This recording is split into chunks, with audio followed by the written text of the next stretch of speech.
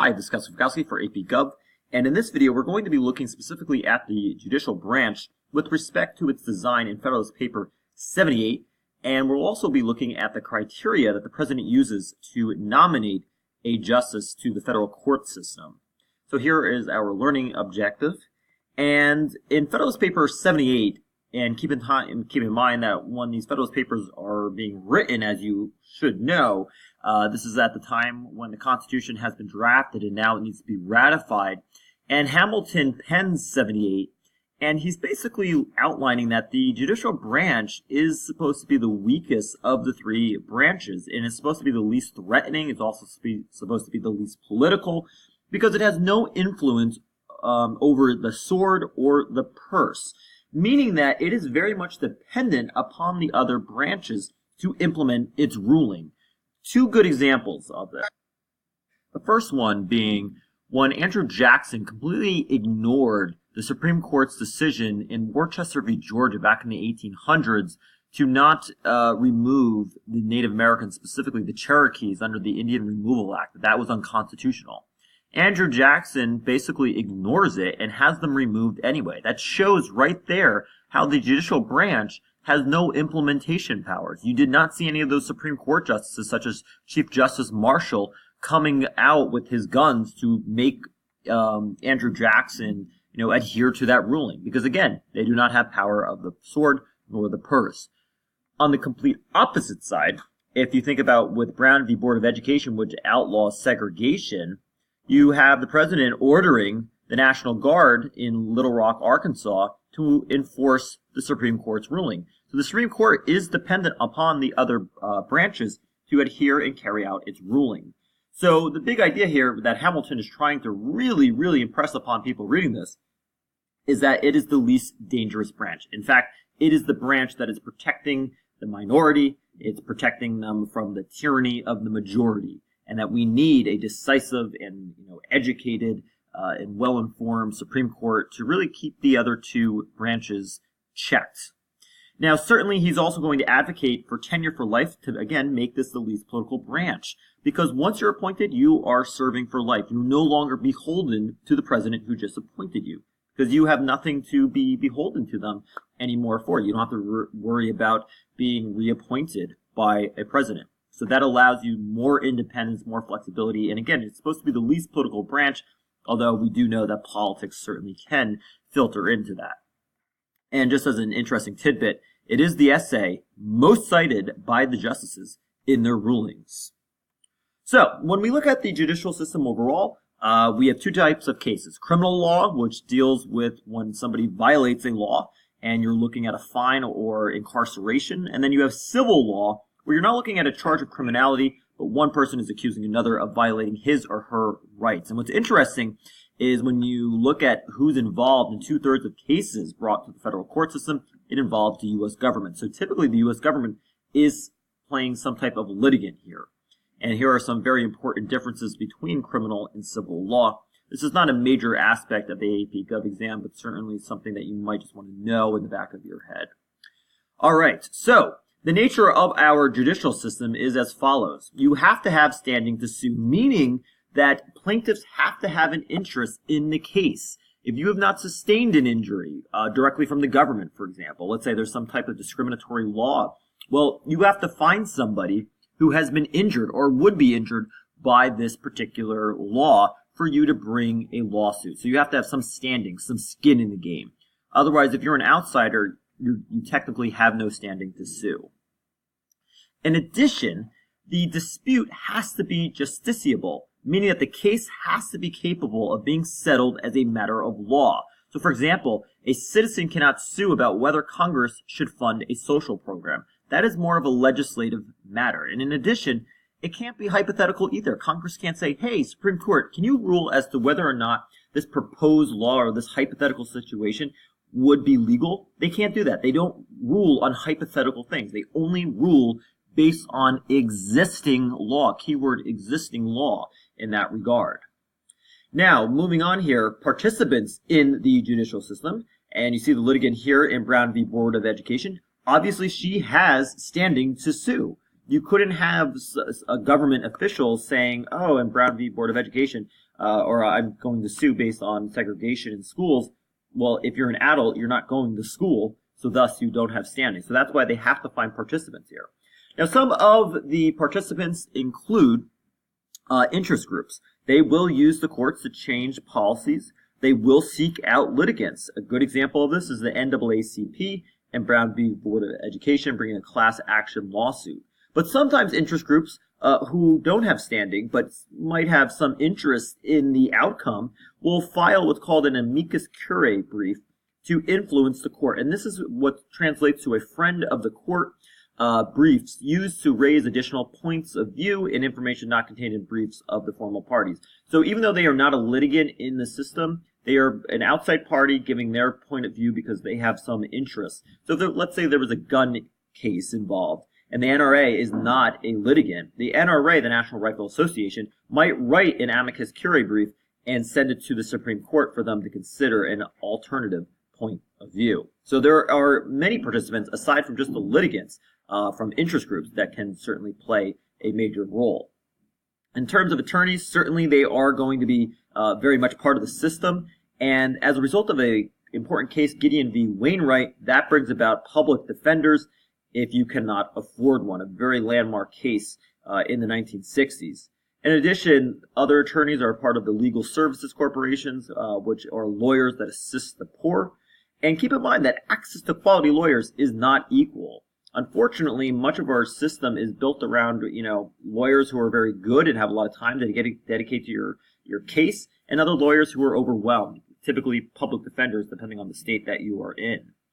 Other people involved, the Attorney General, who is the head of the Department of Justice, former Attorney General, rather, Jeff Sessions, former head of the Department of Justice.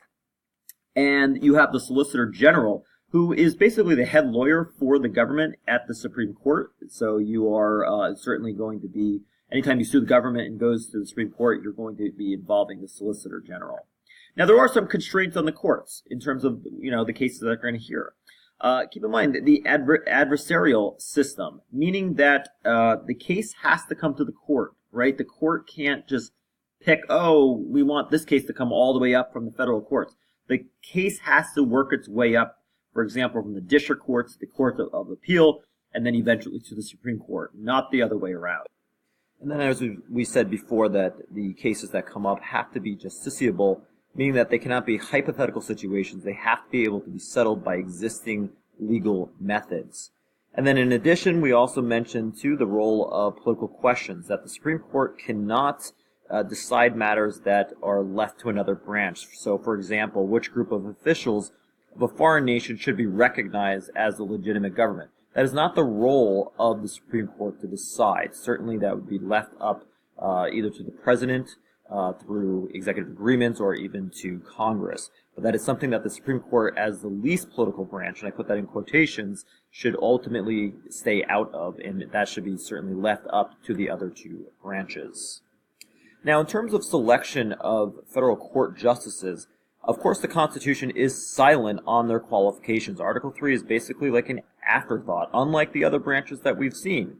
Only requirement essentially is good behavior, and what constitutes good behavior is very, very ambiguous. So certainly any person watching this video, from your 2-year-old cousin to your 80-year-old grandmother, is eligible to become the next Supreme Court justice. Now, ultimately, that's not going to happen because the president is going to select somebody typically with good experience and on the judiciary or has a law degree of some sort.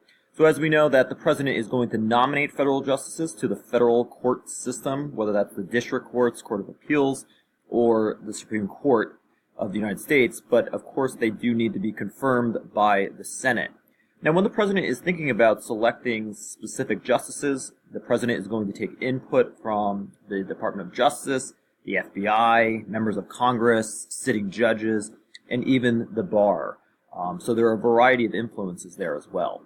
Now, when the president is going to nominate somebody to the lower courts, the district courts in particular, there's a concept known as senatorial courtesy, and that's where the Senate will not confirm a district court judge if the senior senator from that particular state where the court is located objects. So it's really giving a lot of deference to the senator from that specific state If that senior senator objects, typically the Senate will not confirm.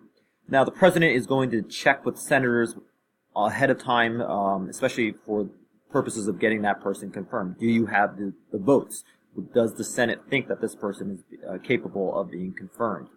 Where you see the president having a lot more leeway and influence is really in the appellate courts. That's much easier to get somebody passed in the appellate courts, such as the Court of Appeals, as opposed to the Supreme Court. When you look at the Supreme Court, there's going to be a lot more scrutiny. It's a lot more difficult to get somebody passed, especially if you do not have the majority party that you belong to in the Senate. And typically, you're going to appoint a justice who represents the president's political philosophy. And it's important to note that when you nominate people to the Supreme Court, not every president has that opportunity. For example, Nixon is going to nominate 4 justices, whereas Carter nominates a total of 0 justices. So it really depends on when federal judges, who of course serve for life, are going to retire, and that's typically the best way in which a justice leaves the bench or passes away, such as Anthony Scalia. So it really can be unpredictable as to how many appointments you might have during your presidential term. So when we look at Senate confirmation, certainly confirmation for the federal district courts is a lot easier. It's more of a rubber stamp for the most part. When you look at the Court of Appeals, a little bit more difficult, but really where you see the most scrutiny is going to be at the Supreme Court. Very, very rigorous. And during that, the Senate Judiciary Committee is going to interview the nominee. They're going to hold hearings before he or she goes before the full Senate.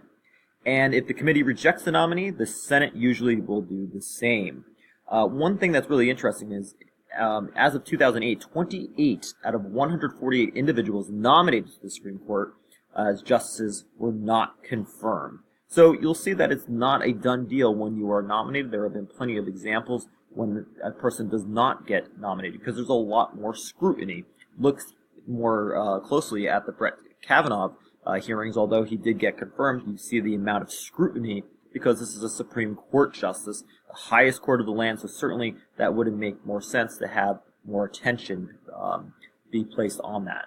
Now, the selection criteria from the president's point of view, you're going to look at everything from political ideology.